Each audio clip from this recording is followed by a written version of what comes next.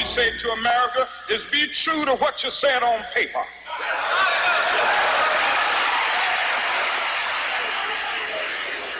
If I lived in China or even Russia or any totalitarian country, maybe I could understand some of these illegal injunctions. Maybe I could understand the denial of certain basic First Amendment privileges because they haven't committed themselves to that over there. But somewhere I read of the freedom of assembly. Somewhere I read of the freedom of speech. Somewhere I read of the freedom of press. Somewhere I read that the greatness of America is the right to protest far right. Despite constitutional guarantees, American civil rights and liberties are constantly in danger of violation, whether by individuals, corporations, or government institutions.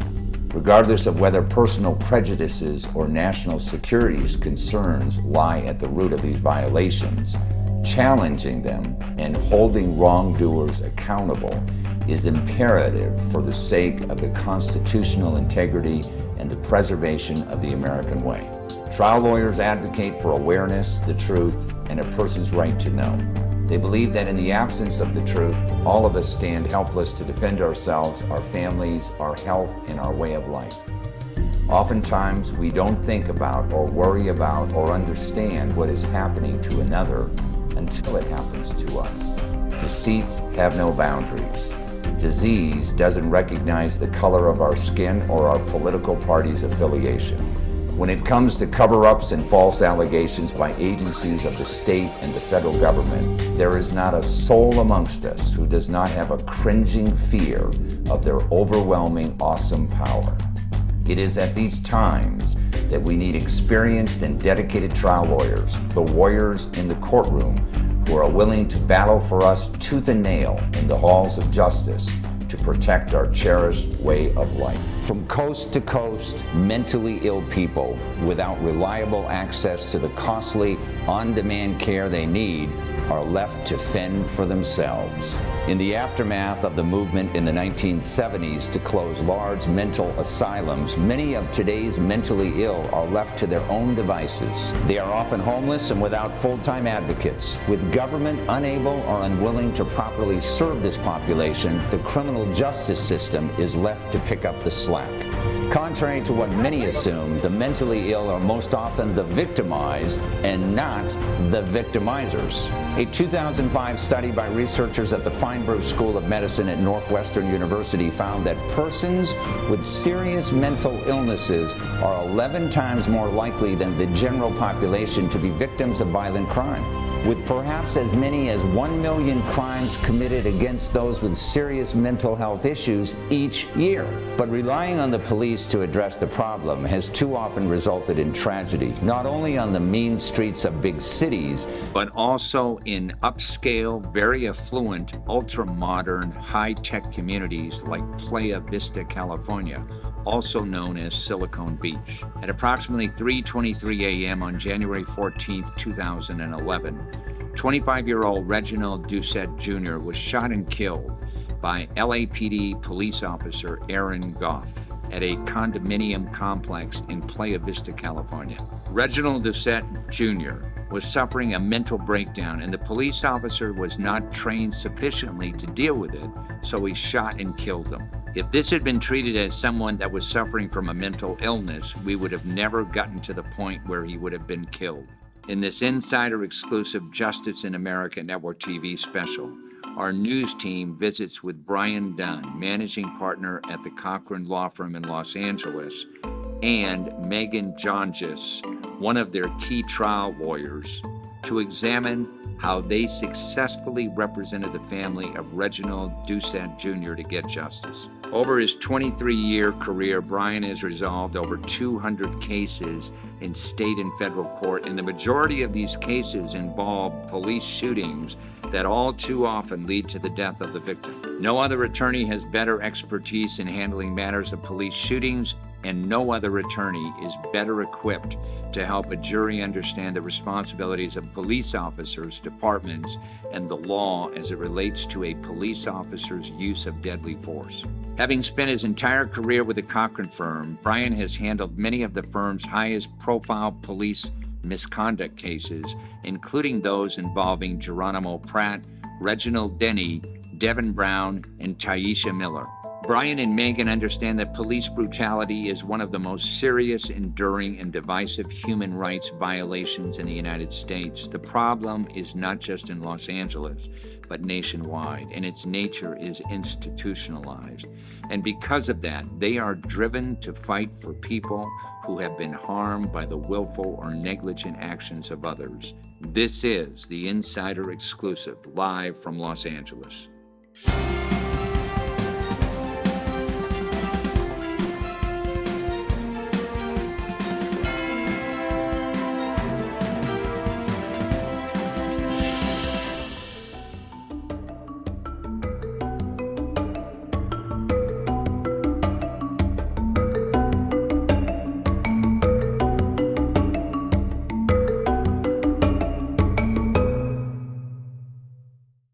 It is my great pleasure to introduce Brian Dunn and Megan Jonges to the show. Welcome to the show, guys. Thanks for having us, Steve. Thank you, Steve. The Cochran Firm is famous in Los Angeles and across the country for doing a lot of police stories, police cases, wrongful deaths, excessive force.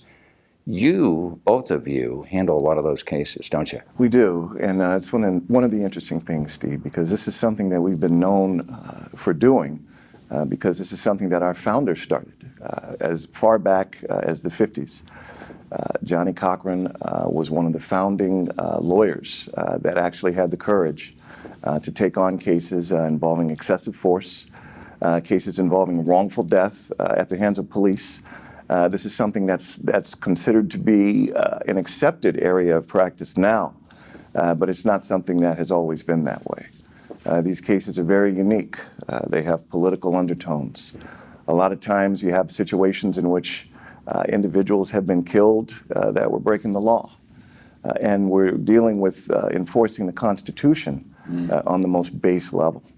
And it involves also just a lot of analysis and legal analysis involving, for example, whether or not issues should come in regarding an individual's criminal history, whether or not issues should come in involving the use of drugs, whether or not the officer's disciplinary history should be relevant. And in dealing with these issues, we also have a lot of challenges from the juries. Absolutely. Sometimes in these cases, picking the jury is one of the most difficult things that we have to do in our profession. What do you look for in a juror?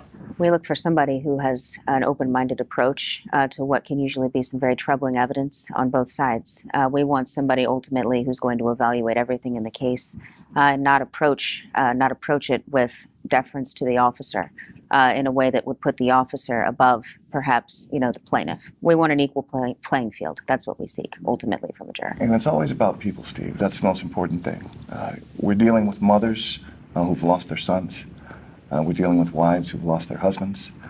This is going to be the only time they ever see something like this. We have many cases, but this is going to be the only case for them. And when we look at what's happening, we are constantly dealing with issues where we're explaining to a jury that this person may have done this or they may have done that, but we don't have the death penalty for that. The person does not deserve to die for what happened, because when we're talking about deadly force, which most of these cases involve, that's exactly what we're talking about, the power to kill. As a result of the lawsuits that you have successfully won against the police departments, do you see the police departments changing their conduct? It's another very good question, and the answer is absolutely yes. These cases make a very significant impact. This is really the only way that a private citizen can seek justice. It goes without saying that the district attorney's office is never going to prosecute an officer involved in a deadly force situation criminally. That just doesn't happen. They almost never even have any repercussions professionally. They're not going to lose their job. So what is the recourse? What can a person do when something like this happens? And the reality is, it's this type of civil case that provides the only real avenue for justice for these families. Today we are here to discuss another case you successfully litigated, Reginald Doucet. Tell our audience a little bit about who Reginald was. Well, Reginald was an aspiring actor. He was an aspiring model. He was an individual that had a promising football career for a while, came to Los Angeles from Florida, and he was someone who was in the in crowd, so to speak. He was incredibly attractive. He was constantly doing photo shoots. He was only, what, 25? Yeah, really popular guy. Very well connected. Very well connected.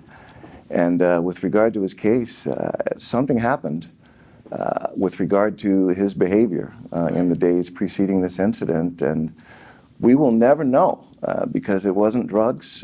He didn't have a documented history of mental illness. But his behavior turned out to be very odd. He was acting very erratically in the days leading up to it, and that's what his family and friends had reported. They were concerned. Right. Family had actually flown in to see him because there was such a great concern. I remember this case. This happened in the neck of the woods where, you know, we live out by the beach. Yeah, Playa Vista, yeah. And he apparently took a taxi. He taxied Playa Vista. You know, he got out of the taxi, refused to pay the guy. And the taxi guy called the cops, right? Because he took off his clothes and ran naked through the streets. Well, technically, he was coming from Hollywood, and it was like $100 and something. It was a 3-figure cab fare. So they're not just going to let that go. No. So, he's saying, I got my money upstairs, and he calls. So that was documented, he said that. Yeah, he was calling for his friend. It was 3 in the morning, and tragically, his friend was asleep and wasn't able to get the calls. The cab driver grew impatient, called the police. Somewhere along the lines of this incident, he began to take his clothes off and became actually naked. And this is a kind of an upscale neighborhood. When the police got there, he was initially cooperative with them. He was doing what they told him, even though he was naked. And at some point, when they attempted to actually put the handcuffs on him, he took off running.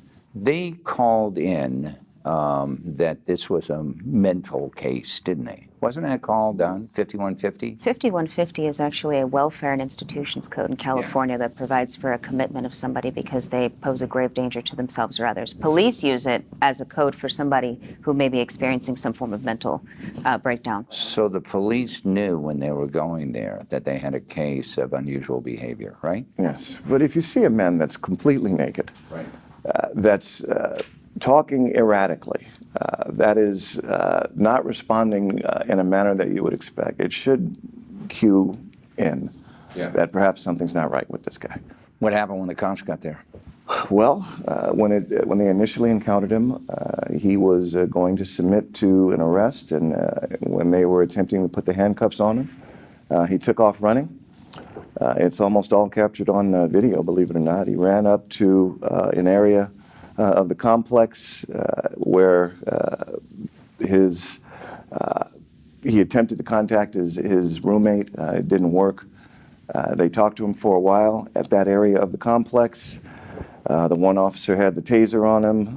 The other officer was talking. He was using the taser. He had already tased him. No. Taser was never deployed, but one of the officer who would ultimately fire his weapon, had the taser out when they were at this location in the complex and had the red dot that's visible trained on his body. The tasers, they have a laser light, and the light actually touches, you can see it. He saw it on his skin. It made him concerned, but they had him pretty much under control. And then he inexplicably took off running again and ran to another area of the complex, and that's when everything broke down. Because you had the one officer who was younger, who was essentially attempting to take him down solo, take him down alone. And when we look at police tactics, the absolute worst thing that police can do is leave their partner, stop formulating a plan, and try to do things alone. And in this particular case, the officer, who was the younger officer, broke the command, left, literally ran away from the senior officer, attempted to tackle Mr. Doucet. Mr. Doucet then fought back, and in the course of the fight, the officer got hit. We don't believe he was struck hard, but he indicated that he believed that he was going to lose consciousness. He indicated that he believed that Mr. Doucet was going to go for his gun, and he wound up shooting him twice. Right, and killed him. Yes, but the issue with this case was, tactically speaking, if they had followed the tactics that they were trained to follow, all they really had to do was follow him. Wait for the other officers to get there, make sure that he didn't get anyone's home, didn't get into any of these apartment complexes. There's no way he really could have gained entry. All of these places were locked.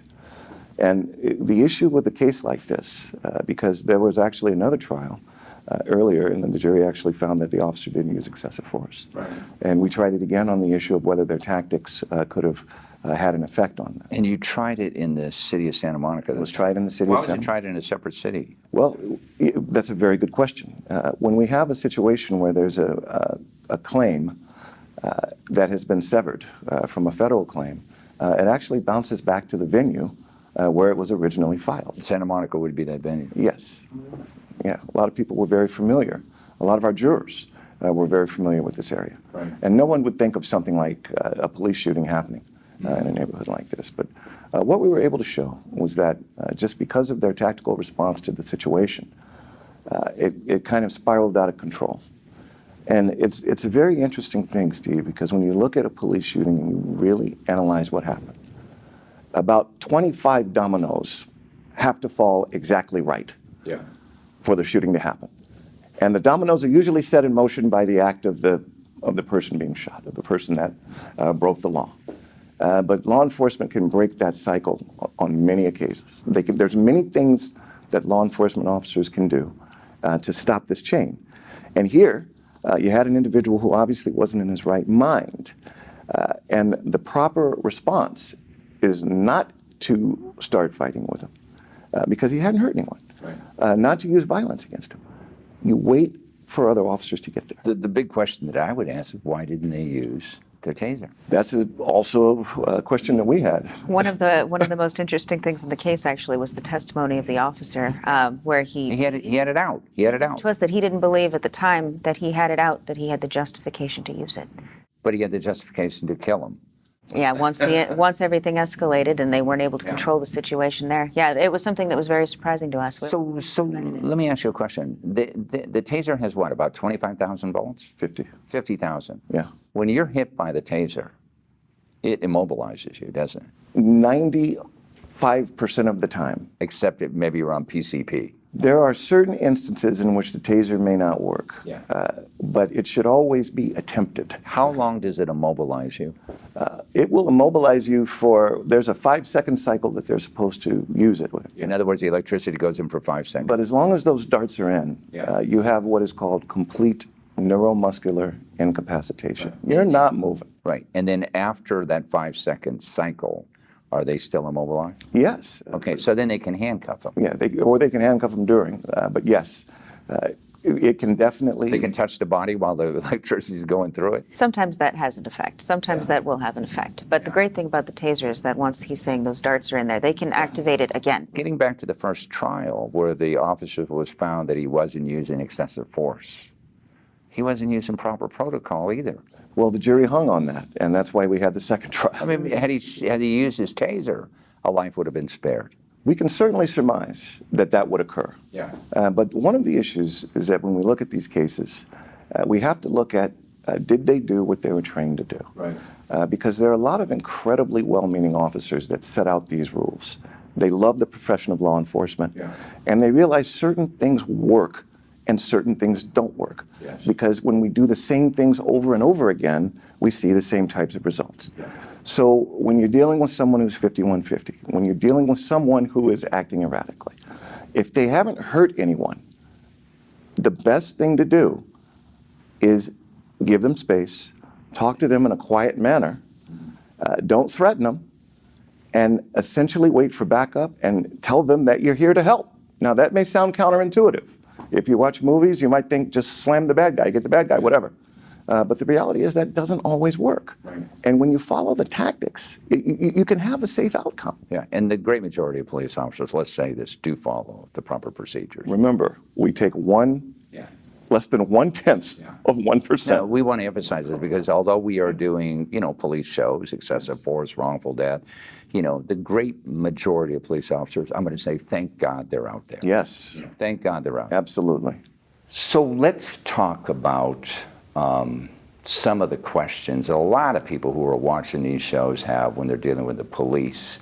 And one of them is you often hear people say, he violated my civil rights. What's that mean exactly? Well, with a civil rights violation involves constitutional principles that are enshrined in the Fourth Amendment, which protects against unreasonable searches and against unreasonable seizures. Right. When a police officer uses force against an individual, whether that's through physical force, the use of a taser, or a firearm, we call that a seizure for purposes of the Fourth Amendment. And that person can then sue in federal court for violations of their Fourth Amendment rights to be free from that. And thank you very much. And that happens if they use excessive force. Yeah. And excessive force will give rise to a civil rights violation. Now, you have a lot of people that call you because you're well known to handle these kind of cases, and they will give their version of the facts. The police are going to have a record of their version of the facts. How do you discover the truth? Well, let me start by saying we take less than 1/10 of 1%, literally, Of all police cases? of the people that call. Yeah. We take less than 1/10 of 1%, because the vast majority of people that call, we have to frankly conclude that there's no case there, because the police either did everything right or the facts just don't justify. Yeah, I think that's very important for you to say that, because a lot of people think that lawyers are out there just suing the police department so they can get rich. I'm glad you brought up, because I did not know this, that you take 1/10 Less than 1/10 of 1%. Yes. So there's a lot of people that say, hey, my rights were violated. You see them on TV all day long, right? But the bottom line is there is no case there, right? We did a study. Out of 800 calls, we only asked 2 out of that 800 to come in for an interview, and we only took 1 out of 800. And one of the things you're looking at is this a good case? Can we win this case? Yes. Are the facts there? And another thing I want to bring up, which a lot of people don't know about your firm, is your firm takes cases on contingency. And contingency means, for the audience, that that person that you're going to represent does not have to put up any money at all while you prosecute the case. And it could be years before you get a verdict, and then it could be appealed too, right? Yes, that very frequently happens, yes. Yeah, so you're out the time and the money, but you do it because it's a good case. But it's also, Steve, when you're dealing with someone who's lost a loved one, and you're sitting in their living room, and you're looking at pictures of the loved one, they're never interested in money. The thing that they're most interested in, the thing that they always say, well, just can you keep this from happening again?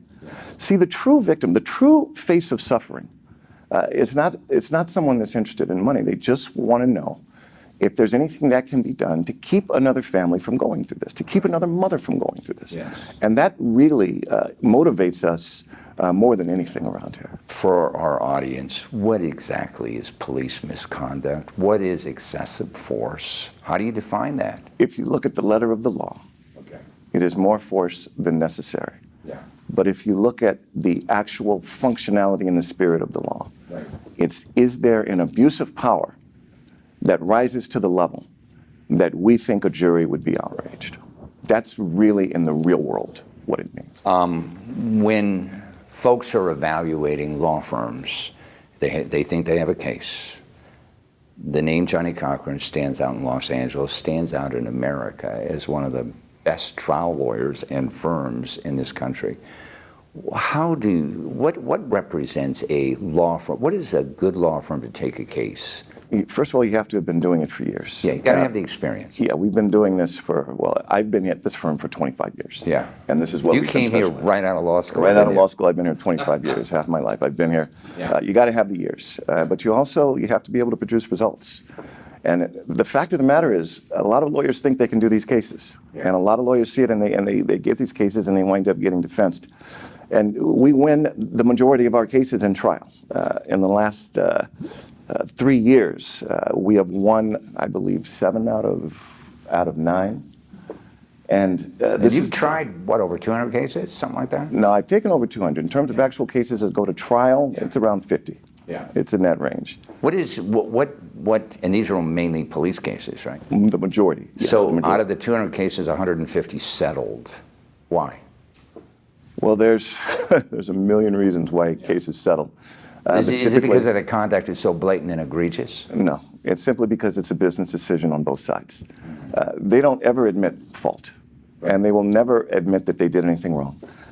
Essentially, it'll settle because the individuals that are responsible for paying the money have concluded that it is wiser to pay this now than to risk something else that could happen at trial. And the people that are possibly receiving the money believe that it is a better business decision to have a situation where they can control rather than the unpredictable results that can happen in trial. How has your law firm made a difference in the lives of your clients? Oh, there's a number of ways that that's happened in my experience working with Mr. Dunn so far. One of the most rewarding things I think that we've been able to do, whether it's through a verdict at trial or through a settlement, is to be able to get families houses, is to be able to set up annuities for children that will ensure that they'll have a college education, that they'll have financial stability in their early formative years and throughout the course of their lives. And to be able to use something like these cases to really change the dynamic of a family and to give especially children a future, I think is the most rewarding aspect of the job and one of the most important things that we do. Right. Both of you could practice any type of law. You could do insurance bad faith, you could do 18-wheeler cases or whatever, but yet you choose a very difficult practice because these cases are tough to win. They're tough to win. Why, both of you, why did you select this as your career, Brian? It just resonates with my soul. That's it. I wanted to make a difference. I've always had some problems with the way that police have treated people. I believe that I've seen a lot of personal examples of it. And it's something that resonates with who I am. I think this is one of the most serious issues that faces the country, especially now. There's a lot of division in the country in general, and especially when it comes to these issues. And I think being able to be on the side that I'm on and to try to affect real change, not only in police departments, but for families, as we've been discussing, is something that's been a driving factor for me. Being able to see it in its ugly reality has only made my feelings about that stronger. I want to thank both of you for being on the show. Keep up the good work. Thank you, Steve. Thank you, Steve. Thanks for joining us. You can get more information about our guest and the issues at insiderexclusive.com.